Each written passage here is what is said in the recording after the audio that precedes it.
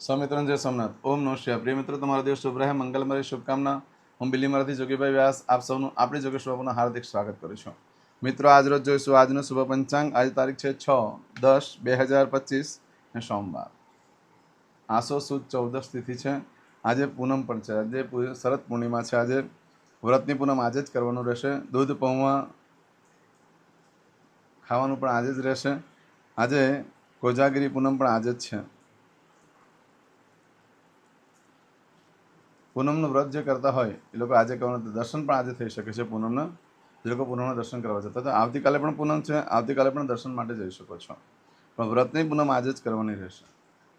આજે જે બાળકનો જન્મ થાય છે ને તિથિ ગણાય છે 14. આ 14 તિથિ આજે બપોરે 12:25 પૂર્ણ થઈ જાય ને ત્યાર પછી જે બાળકનો જન્મ થાય ને પૂનમ તિથિ ગણાશે. આજે જે બાળકનો જન્મ થાય છે નક્ષત્ર ગણાય છે પૂર્વ ભાદ્રપદ.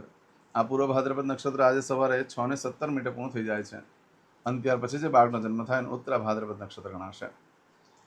આજે જે બાળકનો જન્મ થાય છે એનો યોગ ગણાય છે વૃદ્ધિ. આ વૃદ્ધિ યોગ આજે બપોરે 1:14 પૂર્ણ થઈ જાય છે અને ત્યાર પછી જે બાળકનો જન્મ થાય ને ધ્રુવ યોગ ગણાશે.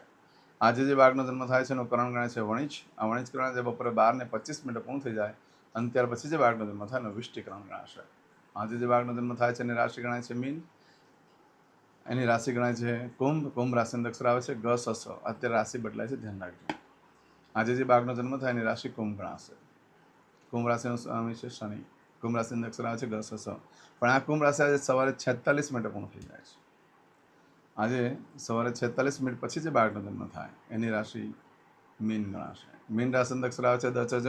મીન રાશિનો સ્વામી ગુરુ ગણાય છે. આ મીન રાશિ આજે સવારે મળસ્કે 46 શરૂ થઈ 8 તારીખે મળસ્કે 1:29 પૂર્ણ થઈ જશે. એટલે ત્યાં સુધી જે બાળકોનો જન્મ થશે બધાની રાશિ મીન ગણાશે. આ રાશિતિથિ વાર નક્ષત્રો કરણનું બહુ જ મહત્વ છે મિત્ર. એમાં જેનો જન્મ હોય તેની ચોક્કસ પ્રમાણે પૂજા વિધિ કરી લેવી જોઈએ, જેથી કરીને તમારું જીવન સરળ બની જાય. આજે જે કોઈ મારા સબસ્ક્રાઇબ મિત્રમાં ઘર પરિવારમાંથી કોઈ પણ સદસ્યની વર્ષગાંઠ છે, મેરેજ એનિવર્સરી છે, બધાને મારી ઘણી ઘણી શુભકામના. તમારા જીવનમાં ખૂબ પ્રગતિ ઉન્નતિ થાય. ભગવાન શંકર તમારી બધી મનોકામના પૂર્ણ કરે. આજના દિવસે સવારમાં ઉઠી આજનું શુકન કરી લો, આખું વર્ષ તમારું સરસ જશે. આજના દિવસે જે કોઈ મારા સબસ્ક્રાઇબ મિત્રમાં ઘર પરિવારમાંથી કોઈ પણ સદસ્ય ઇન્ટરવ્યૂ માટે જઈ રહ્યા છે, કોઈ નોકરી ધંધા માટે જઈ રહ્યું છે, કોઈ નવો વેપાર વ્યવસાય ચાલુ કરવા જઈ રહ્યું છે, આજે કોઈ દેશ વિદેશની યાત્રા માટે જઈ રહ્યું છે, આજના દિવસે કોઈને ઓપરેશન હોય, કોઈને ડિલિવરી હોય, કોઈની સગાઈ, કોઈની છઠ્ઠીની પૂજા હોય, આવા કોઈ પણ કાર્ય તમે કરવા જઈ રહ્યા છો તે કાર્યમાં તમને દિવ્ય સફળતા પ્રાપ્ત થાય હું સોમનાથ દાદાને પ્રાર્થના કરું છું. પરંતુ મિત્રો, આજે સવારમાં ઉઠી તમારું બધું કાર્ય પતાવીને જ્યારે ઘરેથી નીકળો છો કોઈ પણ કાર્ય કરવા માટે, તો આજનું શુકન કરીને નીકળો, જેથી કરીને તમારા કાર્યમાં દિવ્ય સફળતા પ્રાપ્ત થાય. એમ આજે કોઈ કાર્ય કરવા જવાનો હોય કે ન જવાનો હોય પણ ઘરેથી નીકળો છો તો આજે સોમવાર છે, માતાને વંદન કરીને નીકળો. આજે પક્ષીને દાણા નાખવાથી દરિદ્રતા દૂર થાય છે. આજના દિવસે ઘરેથી નીકળો છો ત્યારે દેવસ્થાનમાં પગે લાગવાનું ને કહેવાનું કે હે પ્રભુ, મારા કાર્યમાં મારી સાથે રહેજો. સારામાં સારી સફળતા મળી શકે છે. આજે તમે કોઈ પણ કાર્ય કરવા માંગો છો તેના માટે પણ એક ચોક્કસ શુભ સમય છે, એ આપણે જોઈ લઈએ. આજે સવારે 6 થી 7:30 વાગ્યા સુધીનો સમય શુભ રહેશે. એ જ રીતે આજે સવારે 9 થી 10:30 વાગ્યા સુધીનો સમય શુભ રહેશે. એ જ રીતે આજે બપોરે 1:30 થી સાંજે 7:30 વાગ્યા સુધીનો સમય શુભ રહેશે. એ જ રીતે રાત્રે 10:30 થી રાત્રે 12 વાગ્યા સુધીનો સમય શુભ રહેશે. એ જ રીતે આવતીકાલે મળસ્કે 1:30 થી સવારે 6 વાગ્યા સુધીનો સમય પણ શુભ રહેશે. આ સમયગાળા દરમિયાન તમે કોઈ પણ કાર્ય કરો છો તે કાર્યમાં દિવ્ય સફળતા પ્રાપ્ત થઈ શકે છે. પરંતુ મિત્રો, આજે સવારે 6:17 લઈ આજે સવારે 6:17 લઈ આવતીકાલે સવારે 4:02 સુધીમાં તમે જે કાર્ય કરો છો એમાં તમારી કોઈ પણ વસ્તુ ખોવાઈ ગઈ, ચોરાઈ ગઈ, તો તેનું ફળ આ રીતે પ્રાપ્ત થશે. એમાં તમારી કોઈ પણ વસ્તુ ચોરાઈ જાય છે યા ખોવાઈ જાય છે તો 7 દિવસમાં મળે, બાકી મળવાની શક્યતા ઓછી છે. પરંતુ આ સમયગાળા દરમિયાન કોઈ પણ કાર્યનો આરંભ કરી દો, ભાગ્યનું પરિવર્તન થઈ જશે. બહુ મોટો લાભ થઈ શકે છે. સુખ સમૃદ્ધિમાં ખૂબ વધારો થાય છે. સુખ સગવડ પણ વધે છે. આજે કોઈ પણ કાર્યનો આરંભ કરવા માટે ઉત્તમ સમય છે. સારી સફળતા મળી શકે. ખરીદી કરવા માટે પણ શ્રેષ્ઠ, વેચાણ કરવા માટે પણ શ્રેષ્ઠ, આ કોઈ પણ કાર્યનો આરંભ કરવા માટે પણ શ્રેષ્ઠ. આજે સોનું, ચાંદી, હીરા, માણેક, મોતી, વસ્ત્ર, પાત્ર, અન્ન, ધન, મિલકત, પ્રોપર્ટી જેને કહીએ, ઘર છે, જમીન છે, પ્લોટ છે, કોઈ પણ મોટી વસ્તુનું સુખ મેળવવા માંગતા હોય, જે લાંબો સમય સુધીનું ભોગવવા માંગતા હોય, એ બધું આજે કરી શકો છો. આજે એફડી લઈ શકો છો. આજે એસઆઈપીમાં પણ નામ લખી શકો, રિકરિંગ ખાતું પણ ખોલાવી શકો છો. આજના દિવસે મંગળસૂત્ર પણ ખરીદી કરી શકાય, વાહન પણ ખરીદી કરી શકાય, પશુની પણ ખરીદી કરી શકાય, દસ્તાવેજો પર સાઇન પણ કરી શકાય. એવો આજનો દિવસ છે. આજના દિવસે નવા વસ્ત્ર ધારણ કરવાથી તમારે તમારા સંતાનનું કહેવું કરવું પડે છે, એટલે એ બાબતે થોડું ધ્યાન રાખવું, કારણ કે અમુક વખત સંતાન અમુક જીદ લઈને બેસી જતા હોય છે, જે તમારે પૂરી પાડવી પડતી હોય એવો આજનો દિવસ. આજે ખાસ કોણે નવા વસ્ત્ર ધારણ કરવાના? કે જે પિતા પુત્રને અથવા પુત્રને માતાને અથવા દીકરીને પિતાને દીકરીને માતાને ન બનતું હોય, કંકાસ થયા કરતો હોય, એમાં એ લોકોના માતા પિતા જો નવા વસ્ત્ર ધારણ કરે છે તેની સાથેના વ્યવહાર સંબંધો ઘણા શુભ બની જતા હોય છે. આવું બધું જે ફળ છે આજે મળશે કે સવારે 6:17 આવતીકાલે સવારે 4:02 સુધીમાં તમને મળે. આજે કરશો આજનો સંકલ્પ. ચમચીમાં પાણી લઈ લો. અદ્યતન માસનમ માસોત્તમ બ્રહ્મ પવિત્ર અશ્વિન માસે શુભે શુક્લ પક્ષે ચતુર્દશ્યામ અંતર્ગત શરદ પૂર્ણિયાયામ ચંદ્રવાસ રણવિત્તાયામ. હવે દરેક જણા પોતાનું સાચું નામ બોલી દો. તમારું ગોત્ર ખબર હોય તો ગોત્ર બોલી દેવાનું.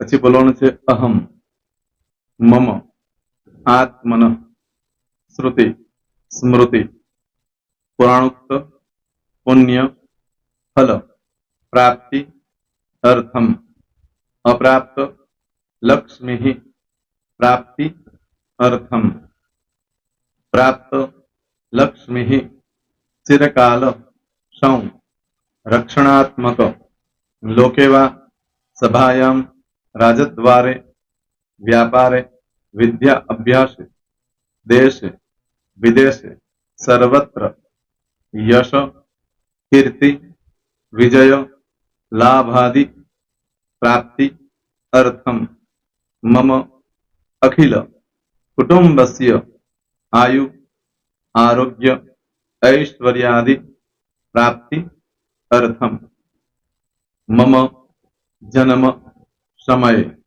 तथा च विप्र वृंदानां जन्म समय जन्म कुंडली मध्ये स्थित ग्रहः गोचर ग्रहः महादशा अंतर्दशा प्रत्यंतर्दशा तथा च योग युति दृष्टि मध्ये शुभ फल प्राप्ति अर्थम भय रोग शत्रु बाधा दोष मारण तारण मंत्र तंत्र अरिष्ट दोष पीड़ा निवृत्ति अर्थम भूत प्रेत पिशाचादि द्वारा रचित अरिष्ट दोष निवृत्ति अर्थम मम सकल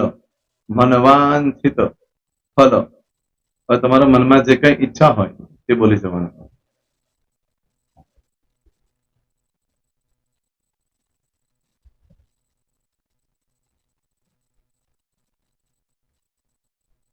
बोलो अनुसारतः सकल मनवांछित फल प्राप्ति अर्थम. હવે જે બરકતની પૂજા વાળા છે એ લોકો તો આ બધું બોલવાનું જ હોય છે, એ લોકો માટે કોઈ સ્પેશિયલ નથી. પણ જે લોકોએ હવે જે કહું છું તે લોકોએ જ બોલવાનું, જેના લગ્ન થઈ ગયા હોય એ લોકોએ બોલવાનું છે. મમ દાંપત્ય જીવન મધ્યે સુખાકારી પ્રાપ્તિ અર્થમ પુત્ર પૌત્રાદિ સંતતિ પ્રાપ્તિ અર્થમ. આ સંતાન પ્રાપ્તિ વાળા માટે પણ આવી જાય છે એમાં. દીર્ઘ આયુ આરોગ્ય ऐश्वर्यादि प्राप्ति अर्थम तथा च. હવે જેના લગ્ન નથી થયા તે લોકોએ બોલવાનું. મમ જટટી વિવાહ યોગ પ્રાપ્તિ અર્થમ વિવાહ પશ્ચાત દાંપત્ય જીવન મધ્યે સુખાકારી પ્રાપ્તિ અર્થમ. હવે જે લોકોને સંતાન પ્રાપ્તિ નથી, જે લોકોને સંતાન પ્રાપ્તિ છે કરવી છે એ લોકોએ બોલવાનું. મમ दाम्पत्य जीवन मध्य सुखाकारी प्राप्ति अर्थम तथा च दीर्घ आयु आरोग्य ऐश्वर्यादि समन्वित संतति सुख प्राप्ति अर्थम. હવે જો અભ્યાસ કરી રહ્યા છો છોકરા વિદ્યાર્થીઓ છે તે લોકોએ બોલવાનું છે. મમ વિદ્યા અભ્યાસ મધ્યે ઉત્તરો ઉત્તર પ્રગતિ ઉન્નતિ सानुकूलता पूर्वक दिव्य सफलता प्राप्ति અર્થમ. હવે જે લોકો વિદેશમાં જવા માંગતા હોય કે શીપમાં જવા માંગતા હોય, મતલબ ભારત દેશની બહાર જઈને ધંધો વેપાર કરવા માંગતા હોય એ લોકોએ, અથવા વિદેશ જવા માંગતા હોય કાયમ માટે, એ લોકોએ બોલવાનું છે. મમ જટટી વિદેશ ગમન યોગ પ્રાપ્તિ અર્થમ વિદેશ ગમન કાર્ય મધ્યે સાનુકૂળતા પૂર્વક દિવ્ય સફળતા પ્રાપ્તિ અર્થમ. હવે આરોગ્ય વાળા બોલવાનું છે, જેને આરોગ્યની પૂજા આપેલી હોય એ લોકોએ. એમ તો દરેક જણા જ બોલવાનું છે. બોલો. મમ આયુ આરોગ્ય ઐશ્વર્યાદિ પ્રાપ્તિ અર્થમ.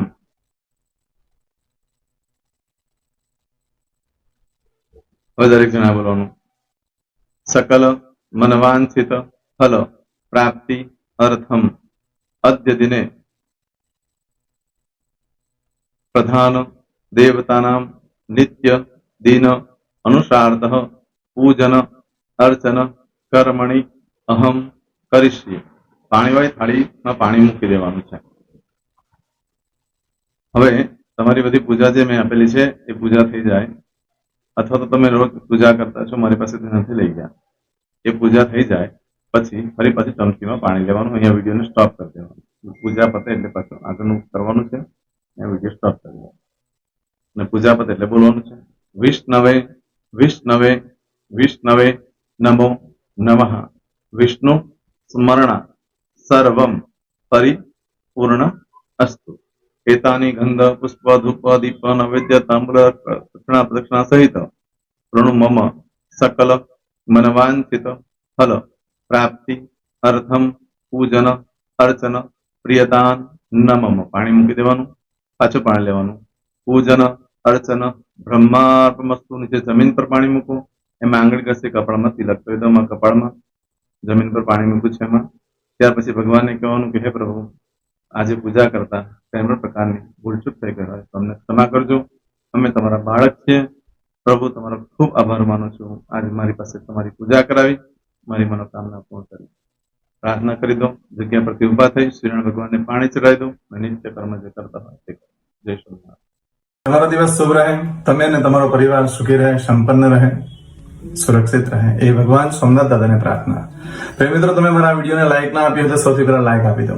અને ત્યાર પછી જો તમે મારી આ ચેનલ સબસ્ક્રાઇબ ન કરી હોય તો સૌથી પહેલા સબસ્ક્રાઇબ કરી લો અને બેલ આઇકોન ઓલ પર ક્લિક કરવાનું ભૂલશો નહીં, જેથી કરીને સૌથી પહેલા નવી વિડીયો જે કંઈ મૂકું એ તમને મળે.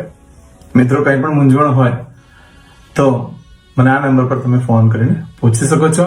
મારો મોબાઈલ નંબર છે 9825546459. મિત્રો, કોમેન્ટ્સમાં જય સોમનાથ લખવાનું ભૂલશો નહીં. ફરી પાછા નવા વિડીયો સાથે મળીએ. ત્યાં સુધી સૌને જય સોમનાથ.